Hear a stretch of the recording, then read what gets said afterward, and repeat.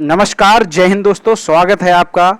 दोस्तों आज के इस वीडियो में हम आपको त्रिकोणमिति टेबल बनाना सिखाएंगे और ऐसा सिखा देंगे कि आप मात्र 1 मिनट में त्रिकोणमिति टेबल को बना सकेंगे। दोस्तों इससे पहले मैंने आपको एक ट्रिक बताई थी ट्रिग्नोमेट्री टेबल यानी त्रिकोणमिति टेबल को बनाने की, लेकिन उस वीडियो में मैंने आपको ढेर सारे नियम और कायदे सब समझाए थे, तो वो वीडियो काफ़ी लंबा हो गया था, तो हो सकता है इस वजह से कुछ लोगों के समझ में ना आए। और कई लोगों ने मुझे कमेंट भी किए कि मुझे समझ में नहीं आया, तो उनके लिए मैं ये वीडियो लाया हूं। और इस वीडियो में सिर्फ और सिर्फ आपके काम की चीज़ें और कुछ भी नहीं है। वीडियो बहुत ही जल्दी ख़त्म हो जाएगा और आसानी से आपके समझ में आ जाएगा। तो चलिए शुरू करते हैं। त्रिकोणमिति टेबल को कैसे बनाते हैं, 1 मिनट के अंदर कैसे तो यहाँ पर आपके सामने ये देख सकते हैं, ये टेबल दे रखी है ट्रिग्नोमेट्री टेबल। अब यहाँ पर हम वैल्यूज़ भरेंगे और आपको बताएंगे कि हम कितनी आसानी से इन वैल्यूज़ को भर सकते हैं और कितनी आसानी से ट्रिग्नोमेट्री टेबल याद कर सकते हैं। तो आपको यहाँ पर सिर्फ और सिर्फ पूरी ट्रिग्नोमेट्री टेबल में साइन की वैल्यूज़ याद करनी है। साइन की वैल्यूज़ कितनी होती है, साइन 0 बराबर कितना होता है ये आपको मालूम होना चाहिए। तो साइन 0 बराबर होता है 0, ठीक है। साइन 30 बराबर होता है 1/2 और साइन 45 होता है 1/√2। साइन 60 होता है √3/2 और साइन 90 होता है 1। अब आपको सिर्फ और सिर्फ ये साइन की 5 वैल्यूज़ याद करनी है और इन्हीं वैल्यूज़ के सहारे हम पूरी ट्रिग्नोमेट्री टेबल याद कर लेंगे। तो देखिए कैसे हम कॉस की वैल्यू भरते हैं।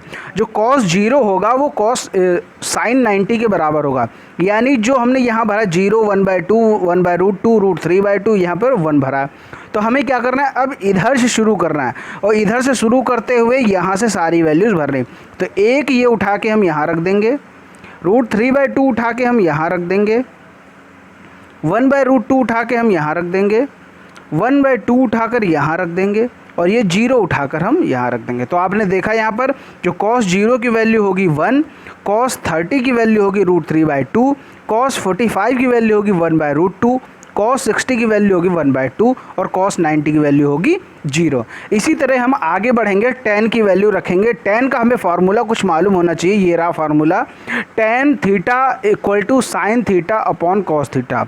तो tan थीटा, तो tan 0 की वैल्यू अगर निकालें तो हमें करना पड़ेगा 0/1, यानी 0/1 आएगा 0, क्योंकि आपको मालूम है अगर किसी भी संख्या में 1 से भाग देते हैं तो वही संख्या आती। इसी तरह 0 में जब हम 1 का भाग देंगे तो 0 आएगा।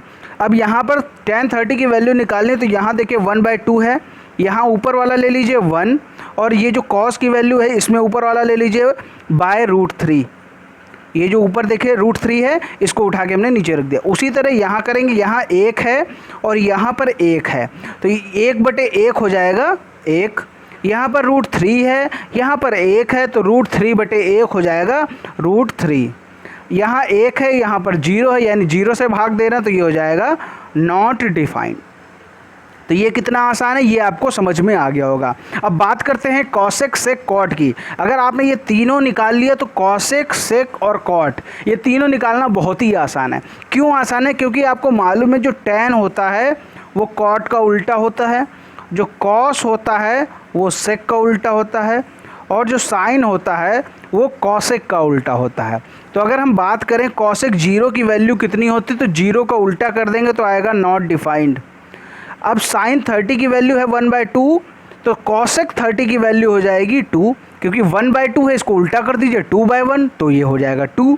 अब इसी तरह कॉसेक 45 की वैल्यू है, यहाँ पर साइन 1/√2 है, तो इसको उल्टा करेंगे तो हो जाएगा √2। इसी तरह साइन 60 की वैल्यू है √3/2, तो कॉसेक 60 की वैल्यू हो जाएगी 2/√3। अब 1 का उल्टा तो 1 ही होगा, 1/1 करेंगे तो 1 ही आ जाएगा। इसी तरह सेक की बात करें तो ये होता है कॉस का उल्टा, तो कॉस का उल्टा है सेक। सेक 0 की वैल्यू कितनी होगी, तो 1/1 हो जाएगा 1। अब सेक 30 की वैल्यू कितनी होगी, तो कॉस 30 का उल्टा कर दीजिए 2/√3। अब कॉस 45 की वैल्यू है 1/√2, तो सेक 45 की वैल्यू हो जाएगी √2। इसी तरह सेक 60 की वैल्यू हो जाएगी आपकी 2 क्योंकि यहाँ पर 1/2 है तो इसको उल्टा करेंगे 2/1 हो जाएगा 2। अब 0 का जो उल्टा होता है वो होता है नॉट डिफाइंड, ये समझ लीजिए। अब tan 0 है तो cot 0 कितना होगा, तो ये हो जाएगा नॉट डिफाइंड। और tan 30 है 1/√3 तो cot 30 हो जाएगा √3। tan 45 है 1 तो cot 45 भी 1 ही हो जाएगा, क्योंकि 1 का उल्टा करेंगे तो 1 ही आएगा। अब tan 60 है √3 तो cot 60 हो जाएगा 1/√3, क्योंकि उल्टा हो जाना है, ऊपर √3 है तो नीचे चला जाएगा, तो ये नीचे आ गया √3। अब नॉट डिफाइंड का उल्टा क्या होगा, जैसे 0 का उल्टा नॉट डिफाइंड होता था तो नॉट डिफाइंड का उल्टा हो जाएगा 0। अब देखिए आप कितनी आसानी से निकाल सकते हैं, ये जो टेबल है कितनी आसानी से निकल आई। अगर अभी भी आपको कोई समस्या हो ट्रिग्नोमेट्री टेबल को लेकर तो आप हमें नीचे कमेंट में बताइए। और मैं ये दावा कर सकता हूँ कि अगर आपने ये वीडियो कम से कम 5 बार देख लिया तो निश्चित तौर पर आपको ट्रिग्नोमेट्री टेबल आजीवन के लिए रट जाएगी।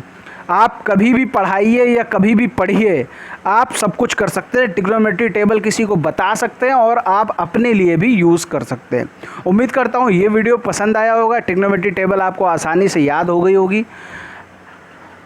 मिलते हैं अगले वीडियो में ऐसे ही महत्वपूर्ण वीडियोज़ के मैथ के वीडियोज़ के लिए चैनल को जरूर सब्सक्राइब कर लें और घंटी का निशान जरूर दबा लें। मिलते हैं अगले वीडियो में, तब तक के लिए जय हिंद जय भारत।